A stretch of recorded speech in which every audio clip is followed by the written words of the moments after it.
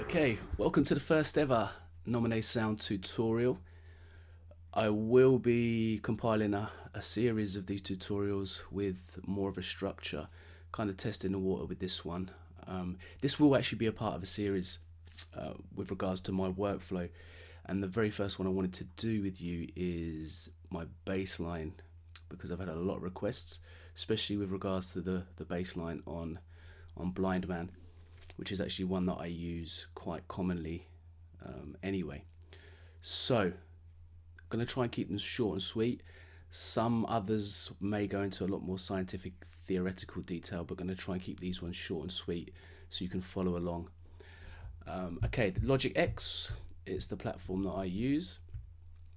So considering you have some sort of Logic experience, I'm going to roll into this one. I'm going to create an EXS24 sampler. As it stands, there's no sounds in the sampler, and that's how we're going to keep it. So default is a sine wave, which sounds like this. So if we take it down a couple of octaves, we now have, that in itself could be used as a bass line.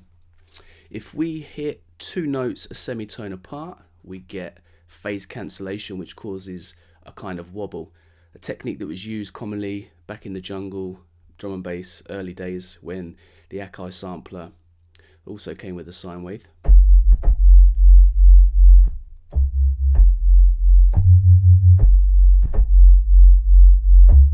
So literally, if I record that in, you'll see what's going on with the notes.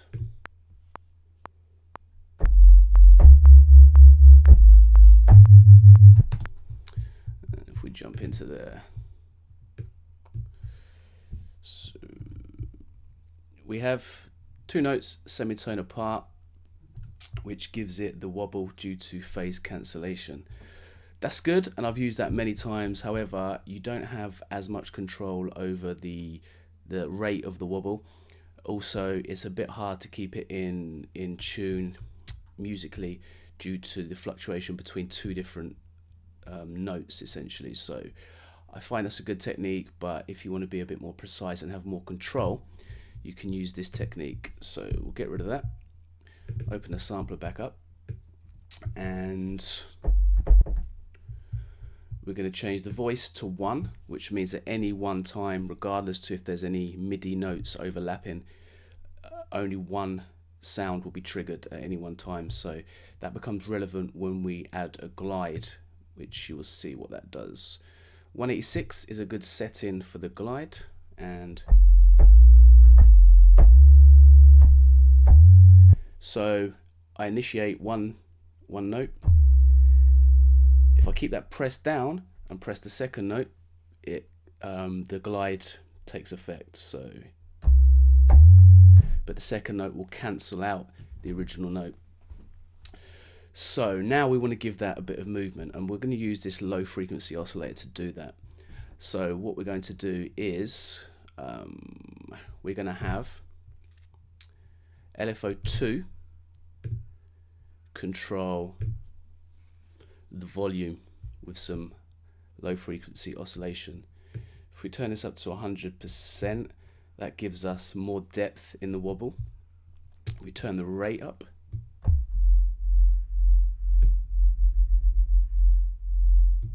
So the depth, if it's lower,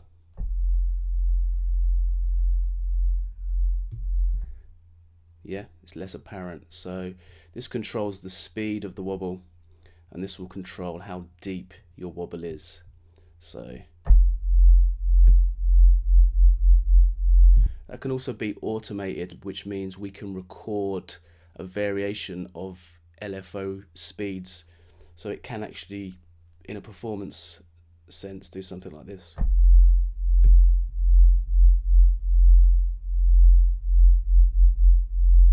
So you could record that in. However, we're just going to jam out a quick 2-bar bass sequence. 1 to 40.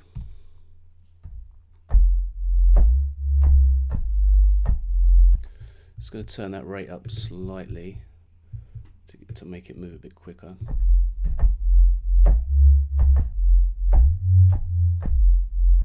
And record something in.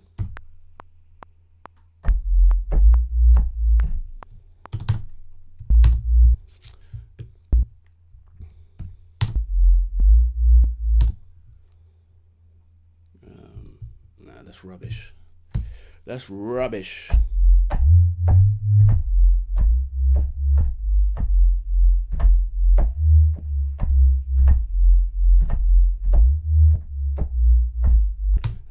So what I'm going to do is I'm going to press quantize here first, set the quantize so as I record. If I'm slightly out of time, it will automatically be locked into the grid depending on the value that I've set here. So depending on how intricate your bass is, we could probably get away with 8/1/8. So record.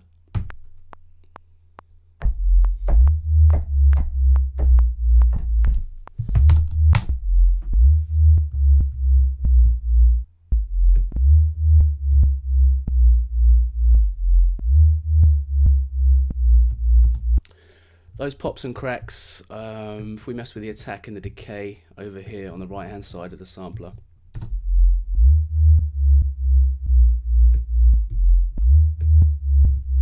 attack basically means the start point of the sound, and the release is controls how quickly or how slow the sound finishes. So more release will basically mean that the sound will tail off for a bit longer. The attack means that the sound will sweep in.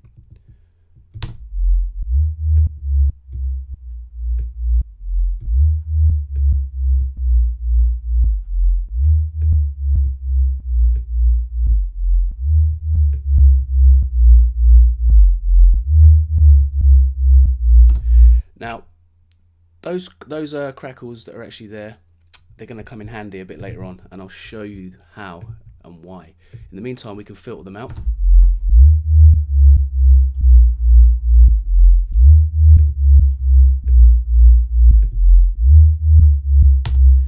What I like to do as well to give it a bit more character is, where are we?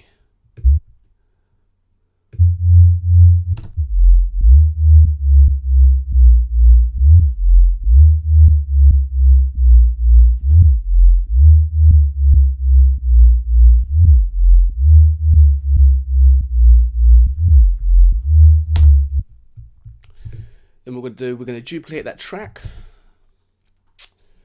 Command D to duplicate. Going to copy the MIDI down. On the second one, we're going to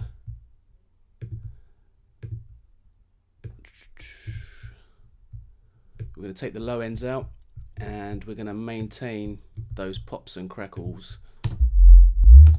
those clicks.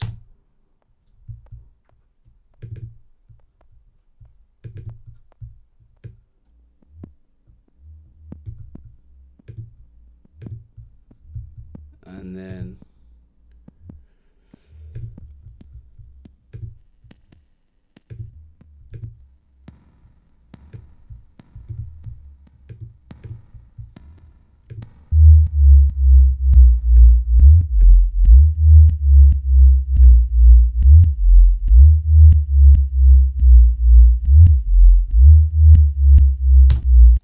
so a bit of distortion, a bit of spring reverb, adds as a double tracked layer to that bass, which kind of gives it a bit more character. It helps it cut through on shitty headphones or radio that can't necessarily pick up, or pick up on those low frequencies. So to have a distorted layer tucked underneath can help give the sound a bit more character. That's not totally pleased with that. We can edit that later on, but just to know that we've got that layer there is a good thing for now. So ultimately we're working on a sub. I wouldn't usually program my sub bass first in my workflow. However, for this, because due to the fact that I've had a lot of requests, I've done that in this particular case.